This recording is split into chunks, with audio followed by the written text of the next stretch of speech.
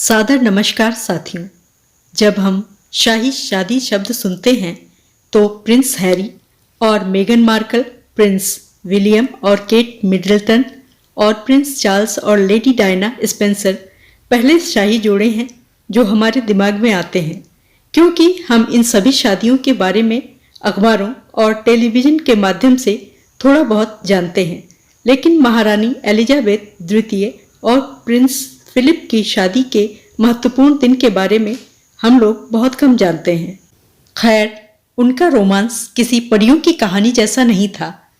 Elizabeth का परिवार इस जोड़ी के रोमांस से बहुत खुश नहीं था और फिलिप की जर्मन विरासत का मतलब था कि वह अपनी बहनों को अपने विवाह में शामिल होने के लिए आमंत्रित नहीं कर सकते थे, क्योंकि उनकी सभी बहनों का विवाह जर्मन राजकुमारों से हुआ था। वास्तव में महारानी एलिजाबेथ और प्रिंस फिलिप एक और किसी दूसरी शाही शादी में मिले थे। उस समय अपने संभावित जीवन साथियों से मिलने के लिए शादियों को एक बेहतरीन और उपयुक्त जगह के रूप में जाना जाता था। एलिजाबेथ और राजकुमार फिलिप की मुलाकात ने इस बात को सही साबित कर दिया था। हालांकि उन्हें एक साथ आने में 10 से अधिक साल का समय लगा, क्योंकि राजकुमारी एलिजाबेथ उस समय केवल 8 वर्ष की थी जब वह पहली बार 1934 में फिलिप से ग्रीस और डेनमार्क की राजकुमारी मरीना की शादी में मिली थी। राजकुमार फिलिप और राजकुमारी एलिजाबेथ दूर के चचेरे भाई बहन थे और दोनों ही महारानी विक्टोरिया के परपोते और परपोती थे। शादी में अपनी पहली मुलाकात के बाद वे फिर उस समय मिले जब रानी का परिवार डार्टमाउथ में रॉयल नेवल कॉलेज का दौरा करने गया, जहां प्रिंस फिलिप प्रशिक्षु कैडेट थे। एलिजाबेथ तब 13 साल की थी और प्रिंस फिलिप 18 साल के थे। इस मुलाकात के दौरान उनकी प्रेम कहानी शुरू हुई और उन्होंने पत्रों का आदान प्रदान करना शुरू कर दिया। सेकेंड वर्ल्ड वॉर के दौरान इस प्रेमी जोड़े को एक दूसरे से ज्यादा मिलने का मौका नहीं मिला, क्योंकि फिलिप रॉयल नेवी में एक अधिकारी थे। 1946 में फिलिप लंदन वापस आ गए थे और उनका बकिंघम पैलेस, जो कि ब्रिटेन का शाही निवास स्थान है, में अक्सर आना जाना होता रहता था। उसी वर्ष स्कॉटलैंड के बाल्मोरल कैसल में 1 महीने बिताने के दौरान फिलिप ने एलिजाबेथ को प्रपोज किया, यानी शादी का प्रस्ताव दिया, जिसे उन्होंने खुशी से और तुरंत स्वीकार कर लिया। एलिजाबेथ फिलिप के विवाह प्रस्ताव से बहुत खुश थीं, लेकिन जैसा कि सभी जानते हैं, कोई भी देश हो, शाही शादियां इतनी जल्दबाजी में तय नहीं होती। उनके पीछे राजनीतिक लाभ हानि का गणित छुपा होता है। एलिजाबेथ को अपने माता पिता, खास तौर पर अपने पिता की सहमति लेना जरूरी था। जब एलिजाबेथ के पिता किंग जॉर्ज 6 को अपनी शादी को लेकर बेटी की योजनाओं के बारे में पता चला तो वे शादी के लिए सहमति देने को तैयार हो गए, लेकिन केवल तभी जब इस प्रेमी जोड़े ने अपनी सगाई की घोषणा करने के लिए एलिजाबेथ के 21वें जन्मदिन तक इंतजार करने का वचन दिया। 9 जुलाई 1947 को उनकी सगाई की आधिकारिक सार्वजनिक घोषणा कर दी गई और यह प्रेमी जोड़ा 4 महीने बाद 20 नवंबर 1947 को शादी के बंधन में बंध गया। परंतु एलिजाबेथ अपने फैसले पर अडिग थी और हर हाल में राजकुमार फिलिप से ही विवाह करना चाहती थी। जॉर्ज 6 के आग्रह किए जाने पर लॉर्ड लुई माउंटबेटन, जो कि राजकुमार फिलिप के रिश्ते में चाचा लगते थे, ने चुपचाप यह पता लगाना शुरू कर दिया कि राजकुमारी एलिजाबेथ और राजकुमार फिलिप की शादी के बारे में जनता की क्या राय हो सकती है।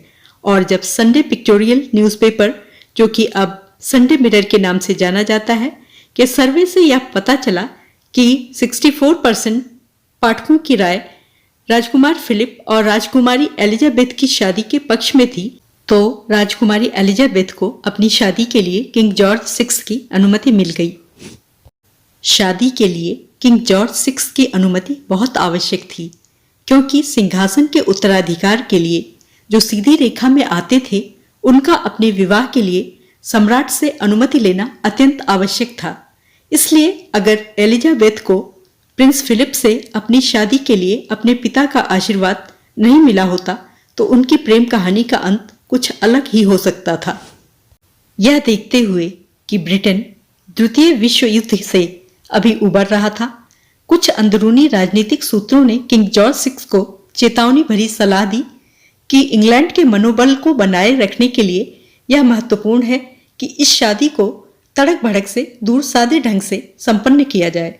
डेविड एंग के अनुसार राजा को बताया गया था कि आपकी बेटी की शादी में कोई शाही भोज और प्रदर्शन वर्तमान समय की परिस्थितियों को देखते हुए ब्रिटिश लोगों का अपमान होगा और हम यह समझते हैं कि आप इस समय की परिस्थिति को देखते हुए एक सरल और तड़क भड़क से दूर शादी करवाने का आदेश देंगे। सर नॉर्मन हार्टनेल को राजकुमारी एलिजाबेथ के वेडिंग गाउन को डिजाइन करने का सम्मान मिला और उन्होंने इसे डिजाइन करने की प्रेरणा प्रिमावेरा से ली, जो एक बड़े पैनल पर 15वीं शताब्दी के प्रसिद्ध इतालवी पुनर्जागरण चित्रकार सैंड्रो बॉटलिकली का काम है। विशेष रूप से रॉयल ट्रस्ट कलेक्शन के अनुसार उनका मानना था कि यह युद्ध के बाद पुनर्जन्म और विकास का प्रतीक है। द्वितीय विश्व युद्ध के मद्देनजर अनिवार्य राशन नियम लागू थे, जिसमें कपड़े भी शामिल थे और इसका पालन करना सभी के लिए जरूरी था। भविष्य की होने वाली रानी एलिजाबेथ को भी राशन नियमों का पालन करते हुए ही अपने विवाह के लिए खरीदारी करनी थी। इसलिए एलिजाबेथ को भी उस समय की कई अन्य दुल्हनों की तरह अपनी पोशाक बनाने के लिए आवश्यक कपड़े खरीदने के लिए अपने राशन कार्डों को सहेजना पड़ा। जब जनता को इसकी भनक लगी तो देश भर के सैकड़ों लोगों ने शादी की खरीदारी में खर्च होने वाले पैसे का भुगतान करने के लिए अपने अपने राशन कार्ड राजकुमारी को भेजे। राजकुमारी एलिजाबेथ ने जनता के प्यार और सम्मान की सराहना की, पर उन्होंने सभी राशन कार्ड वापस कर दिए क्योंकि जनता द्वारा भेजे गए राशन कार्ड का उपयोग करना अवैध कार्य होता। हालांकि फिलिप एंट्रोबस नाम के जौहरी ने रानी की प्लेटिनम सगाई की अंगूठी डिजाइन की थी, लेकिन इसके डिजाइन करने में प्रिंस फिलिप का भी प्रमुख हाथ था। यह अंगूठी एक 3 कैरेट गोल हीरे का स्टनर, जो 10 छोटे हीरों से घिरा हुआ था, से बनी थी। अंगूठी में जड़े हीरे उस टियारा से आए थे जिसे फिलिप की मां बैटनबर्ग की राजकुमारी एलिस ने अपनी शादी के दिन पहना था, और यह टियारा उन्हें रूस के जार निकोलस और जारिना अलेक्जेंड्रा से उपहार स्वरूप प्राप्त हुई थी। अंगूठी बनने के बाद भी कुछ हीरे बच गए थे, जिससे अंगूठी से मेल खाता एक कंगन बना दिया गया, जिसे फिलिप ने एलिजाबेथ को शादी के उपहार के रूप में दिया था। टियारा की बात करें तो एलिजाबेथ ने अपनी शादी के दिन जो टियारा पहना था वह उनकी मां का था और उसे क्वीन मेरी की फ्रेंच टियारा के नाम से जाना जाता था। इसमें 47 विशिष्ट हीरे जुड़े हुए थे। इसे 1919 ईस्वी में वोल्फ एंड कंपनी द्वारा गैरार्ड एंड कंपनी के लिए डिजाइन किया गया था। यह मैरी को रानी विक्टोरिया से शादी के उपहार के रूप में प्राप्त हुआ था। इसमें एक फ्रिंज हार से हीरे का उपयोग किया गया था। जब राजकुमारी एलिजाबेथ टियारा को पहन रही थी तो उसका फ्रेम टूट गया। गनीमत यह रही कि ऐसी आपात स्थिति में दरबारी जौहरी वहीं खड़ा था। हालांकि शादी समारोह को यथासंभव कम खर्चीला और तड़क भड़क से दूर रखने के लिए राजकुमार फिलिप और एलिजाबेथ राजी थे, पर शादी से एक रात पहले फिलिप ने लंदन के डोरचेस्टर क्लब में मीडिया की उपस्थिति में एक बैचलर पार्टी की मेजबानी की थी। राजकुमारी एलिजाबेथ के सफेद आर्किड गुलदस्ते में एक पूर्व शाही निवास ओसबर्न हाउस के बगीचे से मर्टल की एक टहनी भी शामिल थी। यह एक परंपरा थी जो महारानी विक्टोरिया के साथ शुरू हुई और युगों तक चलती रही। लेडी डायना स्पेंसर के तथा केट मिडल्टन के गुलदस्ते में भी मर्टल की एक टहनी शामिल थी। एक और शाही परंपरा जिसका एलिजाबेथ ने पालन किया वह यह था कि शादी के एक दिन बाद उनका गुलदस्ता वापस वेस्टमिंस्टर एब्बे भेज दिया गया, जहां इसे अज्ञात सैनिक के मकबरे के ऊपर रखा गया था। ब्रिटेन में शाही परिवार में शादी करने के लिए कुछ नियमों की आवश्यकता होती है। उनमें से कई समझौता अधिनियम 1701 द्वारा निर्धारित किए गए हैं। नतीजतन फिलिप को शादी से पहले अपने ग्रीक और डेनिश उपाधियों को त्यागना पड़ा और उन्होंने अपनी ब्रिटिश मां के परिवार का उपनाम अपना लिया। उन्हें ग्रीक ऑर्थोडॉक्सी से एंग्लिकन वाद में परिवर्तित होने की भी आवश्यकता थी। हालांकि किंग जॉर्ज ने इसे अपने समय के लायक बनाया शादी से एक दिन पहले उन्होंने फिलिप को his royal highness address style दिया। उनकी शादी की सुबह उन्होंने उन्हें अन्य खिताबों जैसे कि Duke of Edinburgh, Earl of Merioneth और बैरन ग्रीनविच जैसी उपाधियों से नवाजा गया। यद्यपि राज परिवार ने शादी में कम से कम फिजूल खर्ची करने की कोशिश की, पर फिर भी शादी समारोह में 2000 मेहमानों को आमंत्रित किया गया था, जिसमें डेनमार्क के राजा और रानी, इराक के राजा, ईरान के शाह और राजकुमारी जूलियाना और नीदरलैंड के प्रिंस बर्नार्ड सहित दुनिया भर के बहुत सारे राजघराने शामिल थे। किसी शाही शादी में मेहमानों को आमंत्रित करने में भी बहुत बड़ी राजनीति होती है। राजकुमार फिलिप और राजकुमारी एलिजाबेथ भी इससे अछूते नहीं थे, क्योंकि द्वितीय विश्व युद्ध के तुरंत बाद इस जोड़े ने शादी कर ली थी, तो उस समय इंग्लैंड में जर्मन विरोधी भावनाएं चरम पर थीं। इसलिए राजकुमार फिलिप के किसी भी जर्मन रिश्तेदार को इस शादी का हिस्सा नहीं बनाया जा सकता था। राजकुमार फिलिप अपनी 3 जीवित बहनों को, जिन्होंने जर्मन राजकुमारों से शादियां की थीं, को अपने विवाह में इसी कारण सम्मिलित नहीं कर सके। एलिजाबेथ के चाचा किंग एडवर्ड अष्टम, जिन्होंने वॉलिस सिम्पसन से शादी करने के लिए राज सिंहासन को त्याग दिया था, को भी इस शादी में आमंत्रित नहीं किया गया। हालांकि उनके सिंहासन त्याग ने ही उत्तराधिकार की रेखा को बदल दिया था और इसी कारण एलिजाबेथ उत्तराधिकारी बन सकी थी। उस समय टेक्नोलॉजी इतनी विकसित नहीं थी, फिर भी इस शाही विवाह में लोगों की इतनी दिलचस्पी थी कि दुनिया भर में 200 मिलियन से अधिक लोगों ने बीबीसी रेडियो के माध्यम से जोड़े को अपनी शादी की प्रतिज्ञाओं का आदान प्रदान करते हुए सुना। शादी के वीडियो फुटेज ने इसके तुरंत बाद देश भर के सिनेमा घरों में अपनी जगह बना ली।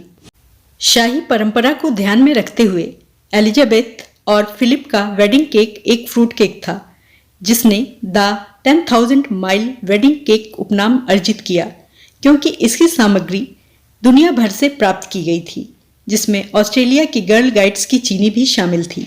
यह 4 लेयर्ड केक था। यह 9 फीट लंबा था और इसका वजन 500 पाउंड था। इसे दोनों परिवारों की बाहों से सजाया गया था और इसमें दूल्हा और दुल्हन दोनों के मोनोग्राम थे। 2015 में उसी शादी के केक का 68 वर्षीय टुकड़ा 500 पाउंड में बेचा गया था। इस शाही जोड़े को मिले उपहारों और शुभकामनाओं की संख्या के आधार पर ऐसा लग रहा था कि पूरी दुनिया एलिजाबेथ और फिलिप के मिलन को लेकर उत्साहित है। इस जोड़े को दुनिया भर से 10,000 तार और 2500 से अधिक उपहार प्राप्त हुए, जिसमें महात्मा गांधी द्वारा उपहार स्वरूप दिया गया सूती फीते का एक टुकड़ा भी शामिल था, जिसे उन्होंने खुद काता था और जय हिंद शब्दों के साथ कढ़ाई की थी। इसके अलावा घर में उगाए गए सेब का एक डिब्बा, अनानास के 500 टिन, 2 दर्जन हैंडबैग, स्लोजिन की 12 बोतलें और 131 जोड़ी नायलॉन स्टॉकिंग्स भी शादी के उपहारों में शामिल थे। अपने शुभचिंतकों की उदारता को अपने तक सीमित रखने के बजाय एलिजाबेथ और फिलिप ने अपनी शादी में प्राप्त कई अद्भुत उपहारों को चैरिटी एग्जीबिशन में दिखाया। 1947 और 1948 के बीच शाही शादी के तोहफे देखने के लिए 2 लाख से अधिक लोग सेंट जेम्स पैलेस में आए थे। इन्हीं उपहारों में से कुछ को 2007 में रॉयल वेडिंग प्रदर्शनी के हिस्से के रूप में उन्होंने अपनी डायमंड वेडिंग वर्षगांठ मनाने के लिए फिर से प्रदर्शित किया था। जिज्ञासु फैशन परस्तों के लिए सेंट जेम्स पैलेस में जनता के लिए राजकुमारी एलिजाबेथ की प्रतिष्ठित शादी की पोशाक को भी प्रदर्शित किया गया था, ताकि केवल लंदन वासियों को ही इस शादी की पोशाक को करीब से देखने का मौका ना मिले। इसके बाद यह पूरे ब्रिटेन में Liverpool, Bristol, Nottingham, Manchester, Leeds और ग्लासगो में प्रदर्शन के लिए शाही दौरे पर गया। देखने तथा सुनने के लिए सादर आभार एवं हार्दिक धन्यवाद। कृपया मेरे चैनल को सब्सक्राइब और वीडियो को लाइक, शेयर और कमेंट करना ना भूलें।